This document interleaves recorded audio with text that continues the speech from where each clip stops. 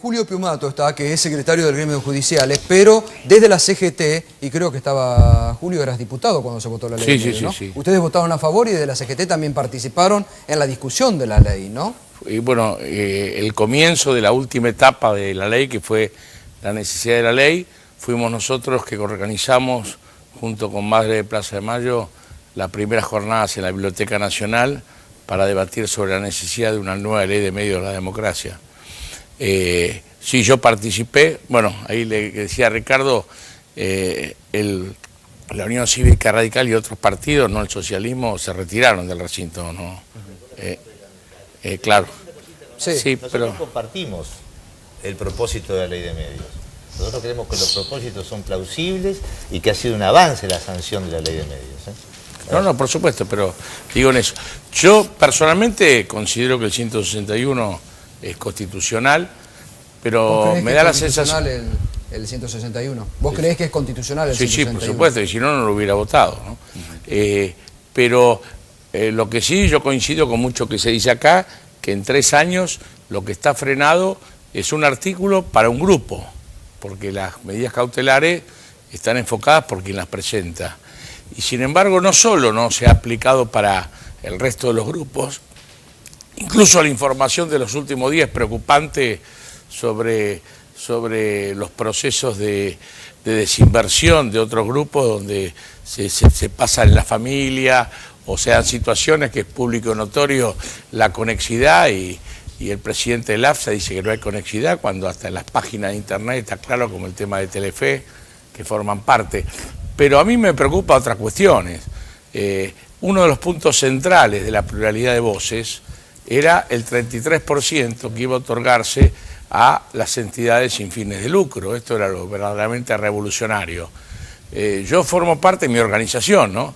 de una cooperativa que formamos con un grupo de organizaciones gremiales, precisamente para tener una señal de medios.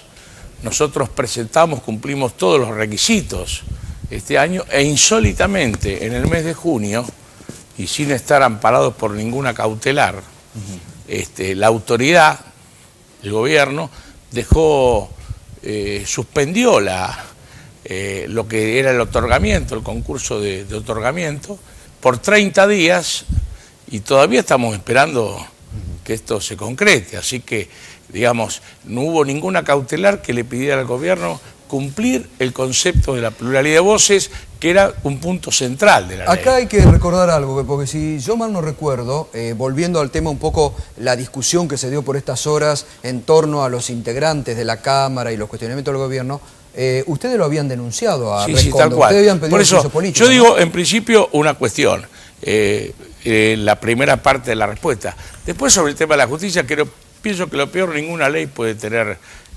así como en algún momento hubo una ley que se llamó la ley Clarín, porque le daba una serie de ventajas al grupo Clarín en el Congreso Nacional, tampoco me parece que una ley sea contra un determinado grupo, ¿no? La ley tiene que ser para todos. Por eso yo creo que la batalla ahora es para que se cumpla como se debe la ley, porque es un paso importantísimo que se ha dado hacia la libertad de expresión. No queremos que pase como la participación de los trabajadores en la ganancia, que está en un artículo de la Constitución, y no hay voluntad política de discutir lo que es un derecho fundamental para los trabajadores de la Argentina y para un mejor tema. Pero respecto a lo que vos decías, también en esto uno a veces ve y le preocupa actitudes, porque hace 2 años y pico, precisamente contra 2 camaristas cuestionados, Recondo y la doctora Medina, fue el gremio que presentó un pedido de juicio político por un fallo, a nuestro juicio, escandaloso en el tema de Fivertel. Ninguno de los que hablan y cacarean en los medios ahora tuvo el coraje de asumir una postura democrática y cuestionar en su momento. Pero lo más insólito a mí se me produce cuando yo veo a los miembros del oficialismo en el Consejo de la Magistratura que taparon esa denuncia, no la tramitaron.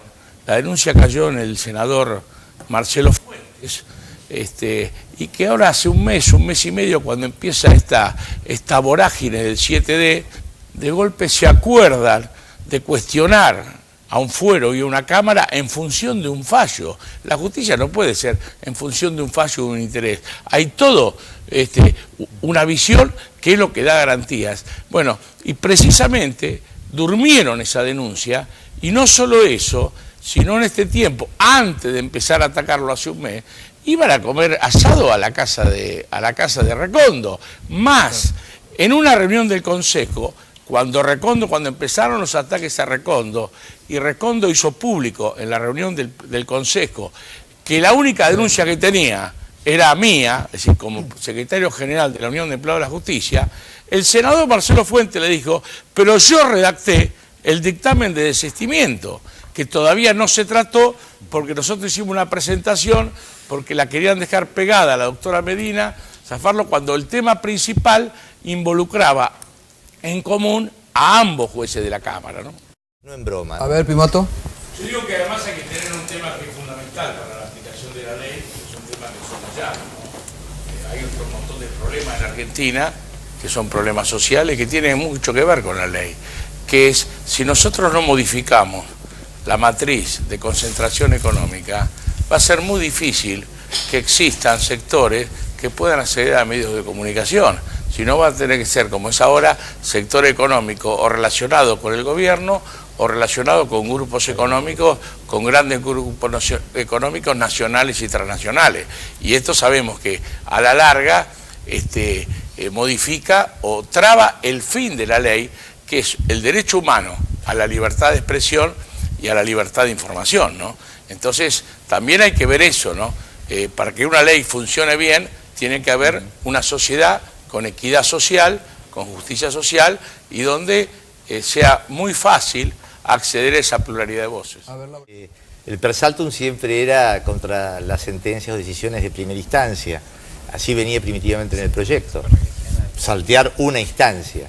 Pero ahora le incorporaron la posibilidad de cautelares o más todavía, o decisiones equiparables definitivas, que puede ser cualquiera que produzca efectos irreparables. Pero bueno, es ley. Y es ley, la dictó el Congreso tiene facultades para regular la competencia apelada de la Corte, o sea que puede hacerlo. ¿Y la Corte que tiene algún plazo para definir este tema? La Corte tiene que declarar la admisibilidad o no de la presentación. O sea, puede rechazarlo. En el caso de Clarín, ya rechazarlo. rechazó el persalto. ¿Cómo? En el caso de Clarín, sí, pero no había ley ahí, porque Clarín hizo una presentación antes que la ley estuviera en vigencia. Claro, Clarín lo que pidió que se aclare por denegación de justicia, ¿no? Sí, en realidad sí, Clarín pidió que la Corte interviniera en sus facultades de superintendencia porque no tenía juez. Exacto. Porque los volteaban como muñecos, se excusaban, los recusaban, los amenazaban y los tipos se iban. Yo tengo una cosa, sí, Julio. Gustavo, yo coincido en lo que dice, que yo creo que se hace demasiado eje en cuestiones cuando lo que preocupa a la mayoría de los argentinos son otras cuestiones. A los jubilados no les alcanza la plata, los trabajadores tienen salarios muy bajos, hay millones de trabajadores precarizados, el impuesto al trabajo se grava a los trabajadores y no se grava a los grandes grupos económicos, digamos, las asignaciones familiares se discriminan a los hijos de trabajadores, hay un montón de cuestiones, pero mañana es 7D, pero el lunes es 10D. Se cumplen 29 años de la vuelta a la democracia y yo creo que hay una deuda de toda la clase política argentina y del Congreso Nacional, que a 29 años de la vuelta a la democracia siguen vigentes muchas leyes de la dictadura. ¿De qué vale que es importante juzgar a los genocidas, a los que llevaron a cabo el terrorismo de Estado en esos años, si dejamos vigentes leyes, muchas de las cuales violan los derechos humanos de los trabajadores, siguen vigentes a pesar de haber transcurrido 29 años del fin de la dictadura militar? Me escuchó cuando yo hablé. Hay un principio del derecho que nadie puede alegar su propia torpeza.